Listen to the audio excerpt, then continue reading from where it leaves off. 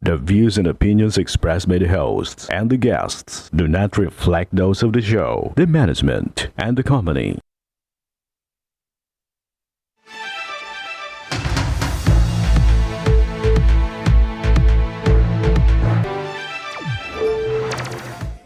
Magandang hapon sa ating mga masugid na taga-subaybay. Live na po tayo ngayong araw ng Lunes para magbigay ng serbisyo publiko. Live na rin po tayong napapakinggan sa 90.3 Radyo Uragon, Sorsogon, 88.3 sa Catanduanes, 90.7 sa Legazpi City, at live na rin tayong napapanood sa ating YouTube account. Umpisahan na natin ang pagbibigay ng serbisyo publiko. Ito po mga kaaksyon. Kung inyong matatandaan, noong ika-28 ng Hulyo, lumapit sa ating tanggapan si Tatay Harrieto Tam para humingi ng tulong na makuha na niya ang kanyang cash bond sa isang bus company na mahigit isang taon na raw ay hindi pa rin naibibigay sa kanya. Ang ating programa ora mismong inaksyonan ang kanyang problema. Kung paano, panuurin po natin ito. Kasabay ng paglaganap ng pandemya ay ang tila papagtigil ng mundo at ekonomiya. Isa sa mga pinaka-naapektuhang sektor ay ang transportasyon. Katulad na lamang ng isang dating negosyante mula sa malayong bayan ng San Jose, Camarines Sur na libo-libo ang ipinuhulang halaga upang maging isang booking agent ng isang bus company. Ngunit dahil sa hindi inaasahang epekto ng pandemya ay naputol ang operasyon ng kanyang trabaho. Tunghayan natin ang kwento ni Harrieto Tam at alamin kung paano ang halos isang taon niyang problema sa kanyang cash bond ay nasolusyonan ng programang Ako Bicol Tabang Ora mismo sa loob lamang ng 2 araw.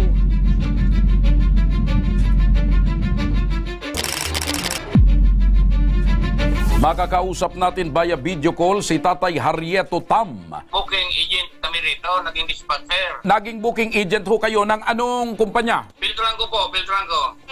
Kwento kasi niyan, sir. Dati, dispatcher kami rito sa Sabang. Tapos nagpalabas sila ng memo na lahat ng dispatcher, booking agent, magkaroon na ng ban ng 100,000. Nagbigay ho kayo? Nagbigay po ako ng first parcel ng 50,000. Ngunit kasabay ng pagtigil ng ekonomiya na epekto ng pag-usbong ng pandemya, lubos ding naapektuhan ang kabuhayang sisimulan pa lang sana ni Harrieto. Ay, siyempre po, inabot tayo ng pandemic, nag-stop operation sila. Naisipan po namin na dahil medyo gipit po kami sa pera, wala na pong hanap buhay, nakunin na lang namin yung cash bond na 50,000. Okay. Kailan nyo ho gustong mabawi sana yung cash bond na ibinigay nyo? Noong October pa po. Last year? 2022. Ah, okay. O anong nangyari matapos na ma-file nyo yung lahat ng requirement? Wala po, paasa lang. At para matulungan si Tatay Harrieto na makuha ang cash bond na mag-iisang taon nang hindi nakabalik sa kanya, ay kinausap na namin direkta ang management ng Filtranco sa pamamagitan ni Joey Pasio, ang kanilang finance assistant. Yung cash bond po nila, talagang hindi naman po yun ginalaw ng company. Okay. Hold lang po siya sa bangko.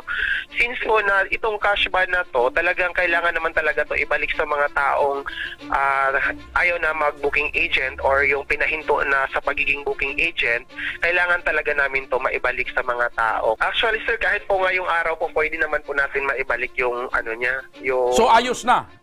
Clear na yung yung mga requirements? Na-check ko po sa audit po namin kahapon. Ang sabi po sa akin, okay naman daw yung record niya. Ngayon po, napaprepare po kami ng cheque para sa cash bond niya. Hinihintay ko na lang po yung signatory namin, sir, para po maibalik na sa kanya. Maibigay sa kanya, sir, Monday, sir. Sa papanong paraan po ito makakarating sa kanya? Actually, sir, mas mabuti po, sir, na meron siguro tayong quick claim na gagawin, sir, through in our legal department, sir. Kasi para meron silang pinanghawakan, sir, na talagang nai-release na tong cash bond na to.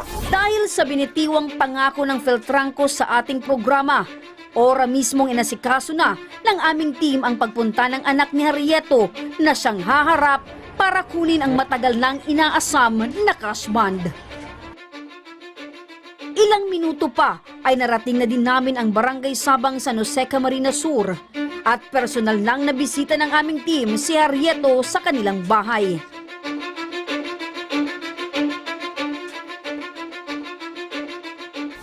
Naibahagi rin ni Tatay Harrieto kung paano niya nalikom ang halagang 50,000. Maganda rin naman ang hanap buhay ko nung araw. Kasi ako rin yung kasi may-ari ng bangka na nagbibiyaheng Karamuan noon. Tapos may ban rin ako nagbibiyaheng Sabang Naga. Kaya medyo maganda-ganda rin. Kaso nga, inaabot tayo ng konting, hindi naman sabing kamalasan na dahil pandemic na yun. Doon na nagsimula. Nawala lahat ng hanap buhay namin. Minsan yung kapatid ko, Opo. yung isa kong kapatid, nasa municipal kagawad, kung minsan nagbibigay rin sa akin kung minsan ng pang bili ng yung pagkain. Tapos yung isa kong kapatid, nagbibigay rin kung minsan nagbabayad rin sa kuryente. Yung pamintinas, yung pambili ng gamot, halos walang makukunan. Kaya naisipan ko rin, lumapit sa inyo. Kasi yun ang alam kong madaling masolusyonan yung problema ko. O yung sa awa ng Diyos, ayun na nga nangyari. Pambayad sa utang, yung matitira noon, yung pang bili ng gamot, o tapos pang araw-araw namin ang gastusin. Sa kabila man ng unos na naranasan ni Tatay Harrieto, nanatili pa rin siyang positibo sa buhay. Parang hindi ako nagsisisi kasi parte na yan ng, parang sabi ko, parang pag-usubok lang sa buhay natin, sabi ko. Kasi ang pinapanindigan ko, total sabi ko, kuwan lang yan bagay lang yan Basta ang importante ka ako, buhay tayo lahat, wala ka ako tayo. Kasi nagsimula ako tayo sa wala Ang pakiusap ko lang sa kanila, sanay naman, yung mga taong napakinabago nila, wag naman sana nilang pahirapan. Katulad sa akin, halos pinahirapan nila pabalik. Tay, kasi galing kami kanina ng terminal. Ito, yung sa ticket to, binilhan na din namin ng ticket yung anak niyo po na pupunta doon sa Philtranco office kinabukasan. Para at least, huwag na po kayo mang problema sa pamasahe. Ibigay ko na din sa iyo to, Tay. Malaki ang aking pasasalamat sa programa ni Congressman Saldico na ako Bicol Tabang Ora mismo. Nang dahil yung problema ko, nasolusyonan nila agad. Siguro, kung wala ang programang ito, siguro hanggang ngayon, nag-aantay pa rin ako. Amin ring nakakwentuhan ang anak ni Tatay Harrieto na si Harry. Ako po yung panganay sa aming magkakapatid. Si Papa po kasi yung tao na imbis na ibibili niya po na kung ano-ano, isipin niya po muna kami. Si Papa po kasi yung tao na pag nakita niya kaming may problema o iniisip, lalapitan niya po kami, tatanungin niya po kami kung ano. Tapos gusto ko pong ibigay sana lahat sa kanya, kaya lang po, kulang po yung kapasidad ko kasi hindi po ako nakapagtapos ng pag-aaral. Hindi ko po maibigay yung buhay na binigay niya po sa akin nung meron pa po kaming masaganang buhay. Kaya ganoon na lamang kalaki ang determinasyon ni Harry na matulungan ang kanyang ama. Ako na lang po ako maglalakad kasi nung panahon po yung nagko-construction po ako sa Manila, kaya halos napupunta-puntahan ko rin po yung sa Philtranco. Tapos pagpunta ko po doon, marami po silang hinihing requirements noong July. Tapos sabi ko po, sige po ma'am, pahingin nilang po ako ng mga copy ng requirements para po mai-send ko po sa Bicol at mapadala po sa akin. Tapos bali po nung mga halos 1 linggo lang po, tapos sabi po nila sa akin na mag-antay-antay na lang kasi for processing na po. Pag tinatawagan ko po sila, wala po silang reply o kaya anong kuwan, palagi lang po nagre-ring, tapos pag chinachat ko po sila, wala pong reply. Tapos sabi ko nga kay Papa, kako pa, para kakong wala na kakong interest sa atin yung Philtranco. Sabi ni Papa sa akin, ano kaya kung hingi tayo ng tulong dun sa IKB? Kako, ikaw po kako pa, subukan po kako natin. Dagdag tulong na rin po kasi yun sa maintenance po ni Papa. Kasi si Papa, meron pong sakit si Papa sa ito. Meron po siyang bukol. May bukol siya sa tiyan. Hindi niya na po pinapakita sa amin na nasasaktan po siya sa kanya. Kaya hindi po siya makapagpa-laboratory. Ang dahilan po nga, wala po talagang perang pang-laboratory niya. Napakalaking tulong po talaga nito sa amin.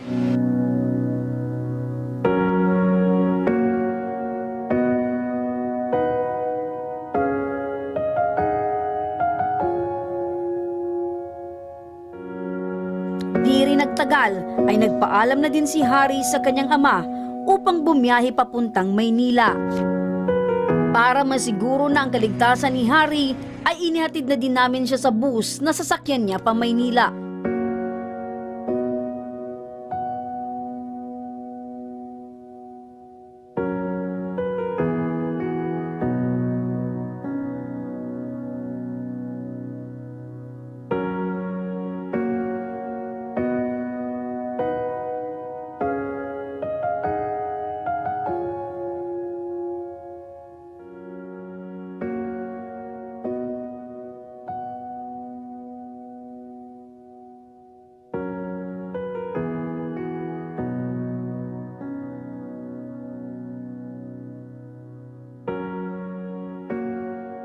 Sa pagdating ni Harry sa Maynila ay nakaabang na rin ang aming team mula sa NCR Satellite Office ng Ako Bicol Tabang Ora mismo para personal na samahan sa tanggapan ng Peltrangco.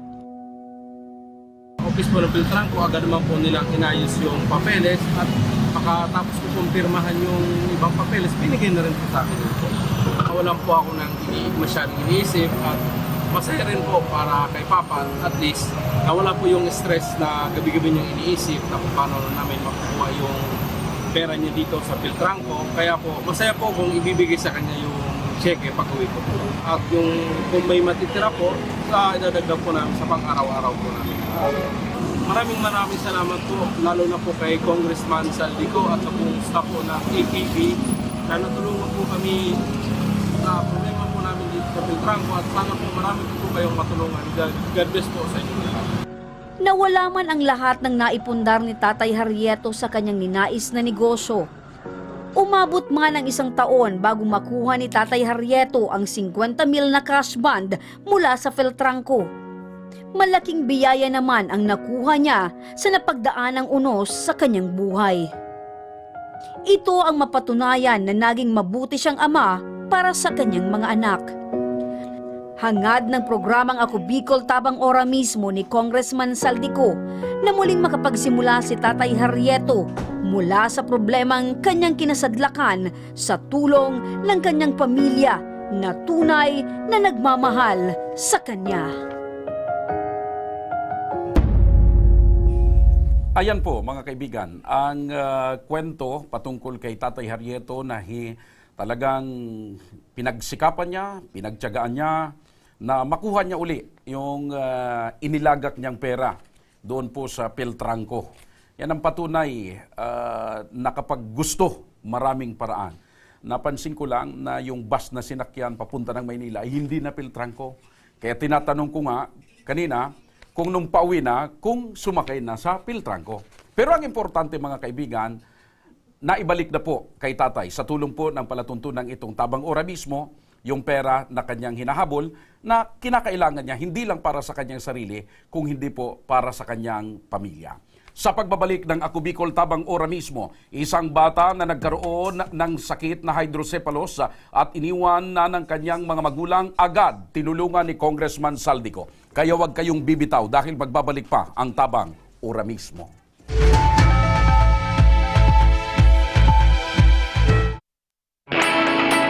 Naghahanap ka ba ng trabaho? Marunong ka bang mag-shoot ng video? Mag-edit? Magaling ka ba sa social media? Willing ka bang matuto? Graduate ng journalism o may alam na sa media? Apply na dahil naghahanap kami ng videographers para sa Camarines Norte, Sorsogon, Camarines Sur, Catanduanes at Masbate. Ipadala ang inyong resume sa actioncallcenter@gmail.com at maging pinakabagong miyembro ng aming team. Tara na! Apply na!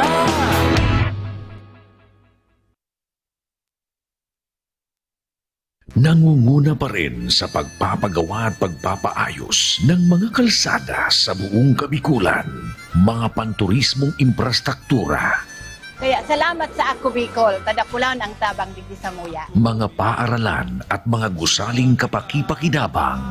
Maraming salamat, Ako Bicol Partiles. Marami pong salamat. Mahigit 1 dekada ng naninilbihan, Ako Bicol, katabang na, kasurug pa. Daan-daan na po ang mga nakapagtapos at may mga kanya-kanya ng propesyon. Sa kanilang pagpupunyagi, walang masidlan ang kanilang mga ngiti. Yun at sa Gabos, nagpapasalamat po ako sa AKB. Gusto ko lang po magpasalamat sa Ako Bicol sa opportunity na tigtatao po arog po sa kuya na estudyante. Dahil naandyan lang, katuwang lagi. Ako Bicol, katabang na, kasurug pa. Tucked away in the province of Albay, known for its perfectly shaped Mayon volcano,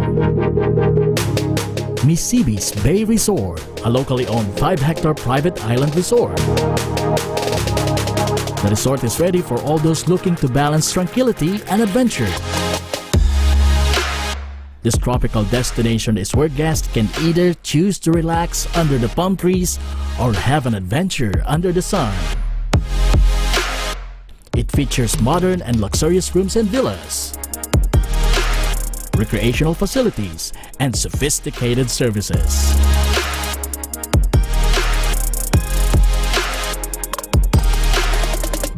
Come and experience Misibis Bay Resort, your tropical island getaway.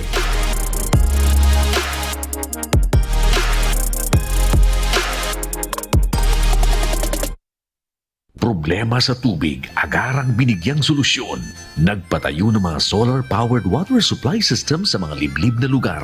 Libre, malinis at maaasahang supply ng tubig 24/7. Dakulaon ang pagpapasalamat niya mo. Dahil may ikamalilingan habang kami nabubuhay. Dakulaon nining tabang para sa gabos na tao digdi.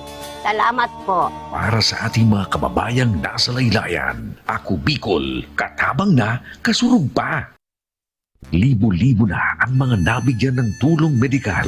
Bata, matanda, kahit sino man, lahat ng mga may karamdaman, may maaasahan. Nagpapasalamat sa Ako Bicol Party List. Hindi po namin makakalimutan ang tulong na dinala ninyo dito sa aming bayan. Maraming salamat po. Dahil iisa lang ang tunay na nagmamalasakit. Ako Bicol, katabang na, kasurug pa. Nagbabalik ang Ako Bicol tabang ora mismo.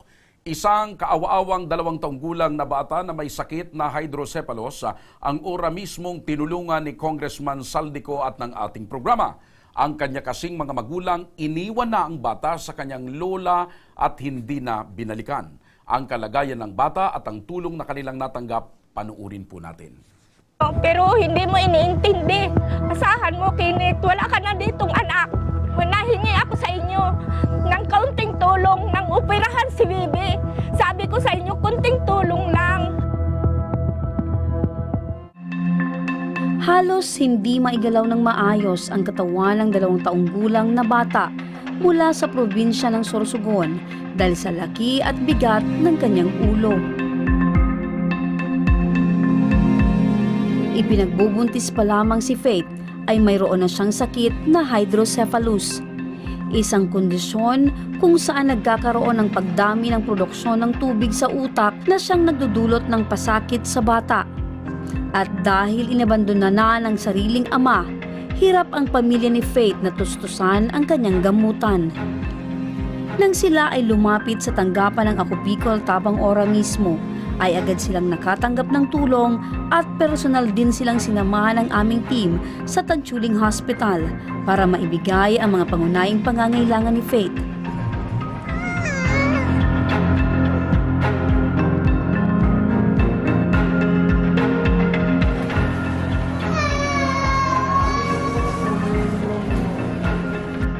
Pagdating namin ng ospital ay agad na inisikaso at tiningnan ng doktor ang kalagayan ni Faith.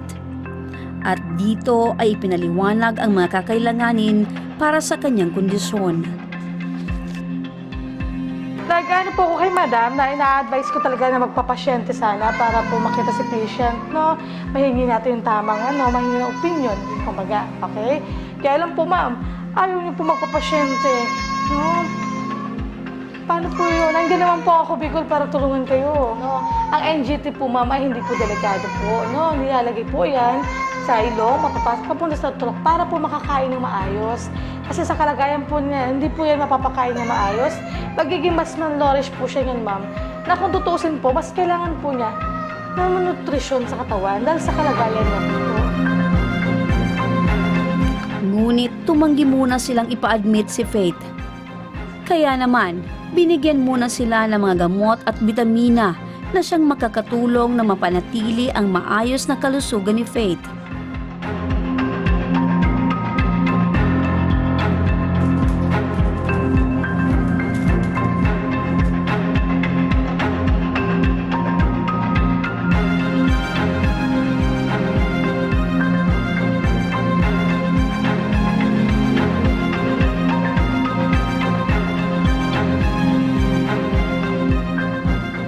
Matapos maihatid sa kanilang tahanan ay nakausap namin si Lola Maria na siyang tunay na nag-aalaga kay Baby Faith.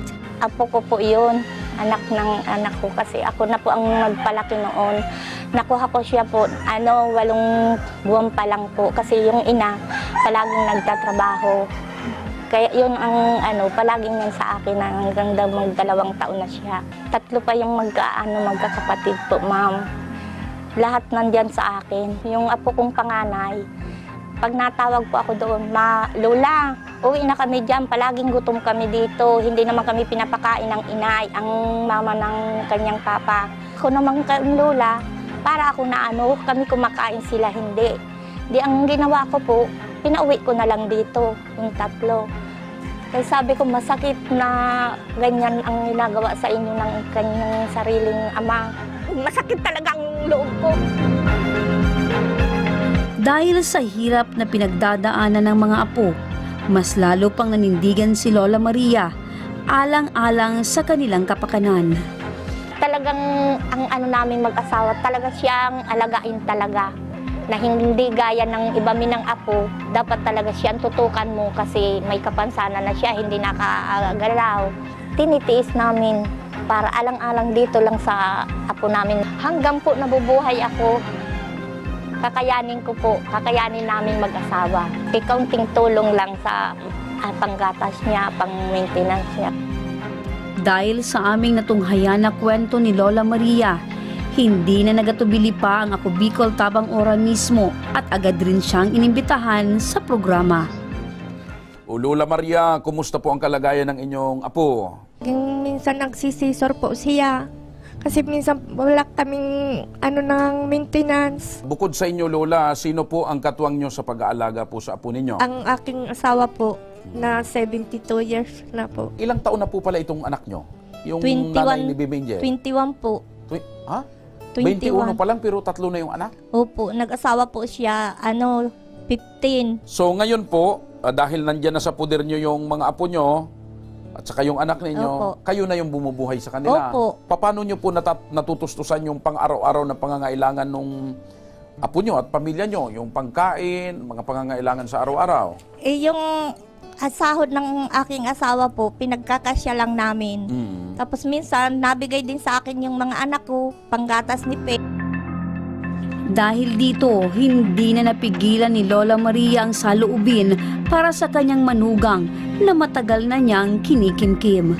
Kenneth, kung napapakinggan mo naman ako, sana maawa ka naman sa iyong anak. Yung lang may sakit na anak mo. Nung humingi ako sa inyo, nung mag-opera, sabi ninyo, anong gagawin ninyo? Wala kayong pera. Bakit kami nakakaya namin? 2 taon na sa amin si Bibi. Pero nakakaya mi mag-asawa. Kayo ni isang piso, wala kayong naitutulong sa amin. Walang kwentang magulang. Ano? Para mabawasan ang labis na paghihirap na tinatamasa ni Lola Maria, inilapit rin namin sa Ako Bicol Party List ang kanyang hinaing. Pagdating dito sa office, dinala po namin siya sa hospital ng Tansuling and sinamahan po ng Tabang Ora mismo team para po sa kanyang check-up. Dala po nilang resetang gamot, agad naman po namin ibinigay. Rest assured naman na kapag buo na po ang desisyon ni Lola na ipa-confine ang bata, dito po magtungo po ulit sila sa ating opisina at sasamahan po ulit sila ng team. Meron pa pong inihanda ang Ako Bicol Party List at ang palatuntunan ito ni Congressman Saldico. Laking tuwa ni Lola Maria dahil ang kanyang hiling para sa kanyang espesyal na apo na si Faith ay ora mismong natugunan ng Ako Bicol Tabang Ora mismo ni Congressman Saldico. Kenneth, Andrea, ito tingnan mo, mayroong nagtulong sa Bibi kayo. Anong tinutulong ninyo? Wala. Mabuti pang ibang tao kaysa sa inyo. Ang tanging pinanghahawakan na lamang ni Lola Maria ay hanggang may buhay ay hindi siya mawawala ng pag-asa. Kaya patuloy siyang magsusumikap para maitaguyod ang kanyang pamilya sa anumang hamon ng buhay.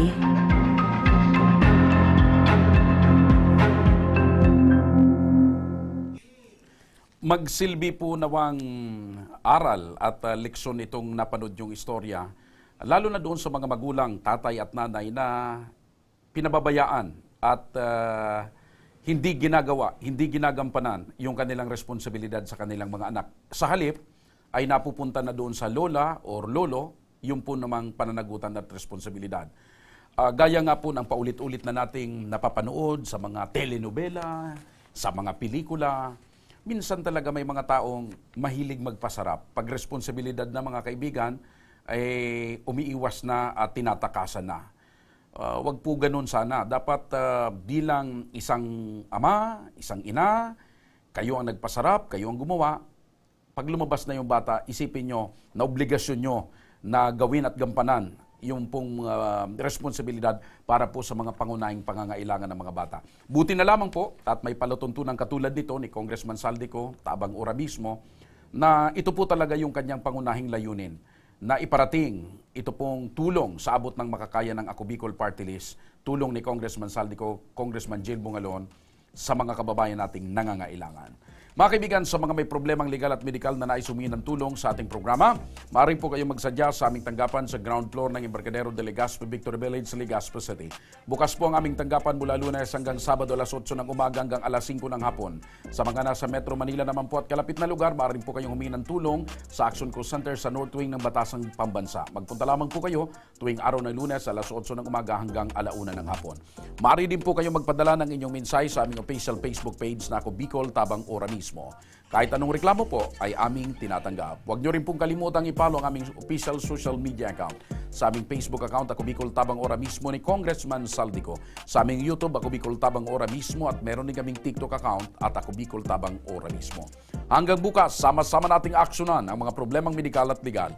Ito po ang programang may paninindigan, patuloy na tutugon sa inyong pangangailangan. Ako po si Joshua Martinez, Mr. Siram. Maraming salamat. God bless Bicolandia. Ito ang Tabang Ora mismo. Action ko sa mga nangangailangan. Action ko lahat ay dadamayan. Noon at ngayon tayo'y sinamahan. Action ko patuloy na magsisilbi. Action ko sa mga nangangailangan. Action ko lahat ay dadamayan. Noon at ngayon tayo'y sinamahan. Action ko patuloy na magsisilbi.